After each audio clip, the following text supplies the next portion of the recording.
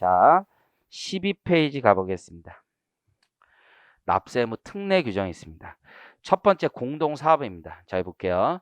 우리가 공동사업을 한다는 건 뒤에서 배우겠지만 공동사업장이 있는 거죠. 근데 납세자의 납세 편의와 행정상의 불편을 제거하기 위해서 이 소득 금액 계산은 공동사업장 단위로 했었죠. 그래서 접대비 한도액, 기부금 한도 초과 이런 거 다 공동사업장 단위로 계산을 해요. 하지만 납세 의무만큼은 그 구성원들이 있을 거 아니에요. 그래서 구성원들이 납세 의무자가 되고 종합소득세 신고도 구성원별로 각자 하는 거예요. 장부만 공동사업장에서 쓰는 거고요. 대신 손익을 거짓으로 조작을 합니다. 누진과세를 회피하기 위해서 명목상에 이전하는 건 굉장히 쉽잖아. 그래서 손익 분배 비율을 거짓으로 신고하는 등의 경우에는 이 사람의 소득도 주된 사업자의 소득으로 의제를 하는 거죠. 대신 주된 사업자의 외자는 연대 납세 의무를 지는 겁니다. 그 얘기예요. 첫 번째. 그래서 원칙을 보면 자, 국세기본법에는 이런 원칙을 두고 있어요. 공동사업이나 공유물이 있으면 이것은 연대납세를 두는 게 국세기본법상의 원칙이에요. 그러나 국세기본법에 대한 예외로 다시 소득세법에 오면 소득세법은 개인별 단위 과세이기 때문에 원래는 연대납세무가 없어요. 이해하시겠어요? 그런데 다시 거기 연대납세무를 지게 합니다. 그래서 동그라미 1번을 보면 거주자가 공동으로 사업을 경영하는 경우 그 공동사업 경영에 따른 소득세는 그 손익 분배 비율에 따라 분배되었거나 분배될 소득 금액에 따라 각 거주자별로 납세금을 부담하는 게 원칙이에요. 다만 예외로 주된 공동사업자에게 합산 과세되는 경우 합산 과세되는 소득에 대해서는 주된 공동사업자 외에 특수관계인에게 그럼 자기 소득이 없어질 거 아니야. 주된 공동사업자 외자는. 그러면 이 사람 소득이 없으니까 무슨 얘기를 하겠어? 환급해달라고 얘기를 할 거 아니야. 환급해 줄 수는 없겠죠. 저 돈이 들어와야지 국가는 될 거 아니야. 오히려 세금을 더 내려고 했는데 돌려주기만 하고 징수는 못할 수 있으니까 이에 대한 대비책으로 연대 납세를 두고 있는 겁니다. 이해하시겠죠? 추가로 소득세를 내라고 할 수는 없고 자기한테 배분되었던 소득을 신고를 했을 거 아니야. 이해하시겠어요? 그 돈에 대해서만 연대 납세물을 지고 있다는 얘기입니다.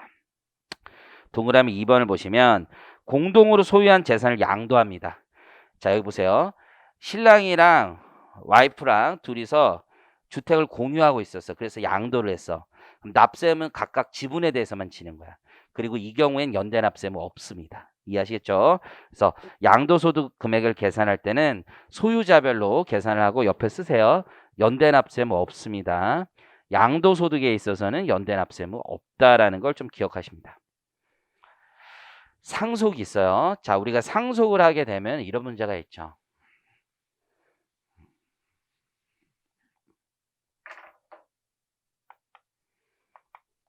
이때 이제 사망을 해요. 망한 분, 돌아가신 분을 우리는 피상속인이라고 불러요. 그럼 피상속인이 여기까지 사업을 했어요. 이해하시겠죠? 피상속인. 피상속인의 과세기간은 상망한 날까지예요. 그리고 상속인은 이 사업을 이어받겠죠. 그렇지만 상속인은 원래 모든 소득을 합산하니까 상속인의 과세기간은 이거예요. 아마 아버지 사업장을 내가 이어받아도 요 기간 동안에 아버지가 번 소득 있죠? 이것은 상속인의 소득과는 구분하여 계산하는 겁니다. 따로따로 계산, 구분 계산한다. 다만 문제가 뭐냐면 이 피상속인이 내야 되는 세금이 있을 거 아니에요. 종합소득세. 이건 상속인이 상속을 받기 때문에 납세 의무를 승계하게 되어 있습니다. 그래서 납세 의무 승계까지 좀 기억을 하시면 돼요. 그래서 동그라미 1번은 첫 번째 피상속인의 소득 금액에 대하여 과세되는 소득세를 그 상속인이 상속재산을 한도로 납세를 승계합니다. 이건 소득세법 규정이라기보다는 국세기본법상의 규정인데요. 납세물 승계. 그리고 소득세법은 이렇게 표현하고 있어요. 피상속인의 소득금액과 상속인의 소득금액은 별도로 구분하여 계산한다. 이해하시겠죠? 자, 또 납세 의무의 특례 규정 하나 더 배우겠습니다. 여기 보시면 갑이 있어요. 갑이 있고 갑의 특수관계인이 있어요.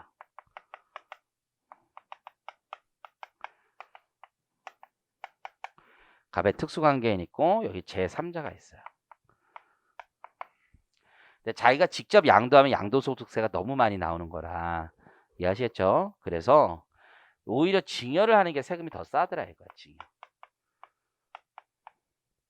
그리고 나서 이 특수관계인이 다시 양도를 하는 거예요.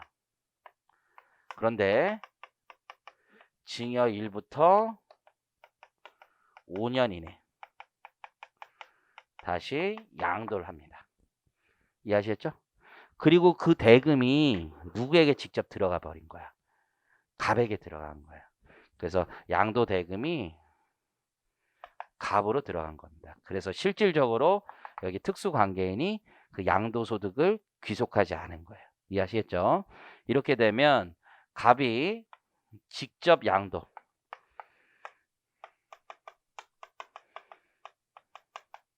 한 세액이 이때 증여세와 양도소득세보다 크다면 갑을 직접 양도한 것으로 보고 부당행위 계산 부인을 적용합니다. 이렇게 되면 납세 의무자는 누가 되냐면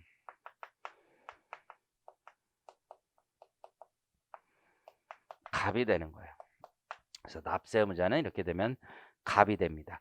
대신에 이때 특수관계인을 내가 만약에 을이라고 하면 이 을은 지금 바지죠, 바지. 자기가 소득이 없음에도 불구하고 소득 신고한 요 사람이잖아요. 그래서 을은 연대 납세 의무를 지게 됩니다. 책임지라는 거야. 쉽게 얘기하면 을이 이미 신고를 해서 양도세랑 증여세를 다 냈을 거 아니야. 그 세금은 못 돌려준다는 얘기예요. 왜냐면 이거 다 취소되고 납세의무자가 갑으로 변경되면 을은 냈던 세금 돌려달라고 할 거 아니에요. 그렇죠? 돌려주려면 얘가 세금을 내야지 돌려주는 거야. 이해하시겠어요? 그래서 실무적으로는 차액만 내라고 하겠지. 일반적으로는. 왜냐하면 얘가 낸 세금은 연대납세 의무 이행이 되기 때문에 다시 환급 안 해줘도 된다. 라고 하고 싶은 거야. 이론상으로 증여세는 환급해 주는 거지만. 이해하시겠죠? 그래서 그 부분이 양도소득세 부당행위에 대한 연대납세 의무 규정입니다. 자, 신탁 가볼게요. 신탁이 개정이 되면서 소득세 분야도 같이 개정이 되어 있는 겁니다. 원칙, 우리 법인세나 소득세 둘 다 수익자 과세 원칙입니다. 신탁은 원칙적으로 도관에 불과하기 때문에 신탁의 이익을 받을 수익자에게 과세합니다.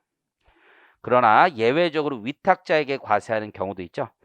수익자가 정해지지 않은 경우엔 위탁자를 수익자로 의지해서 위탁자에게 과세하는 거고요.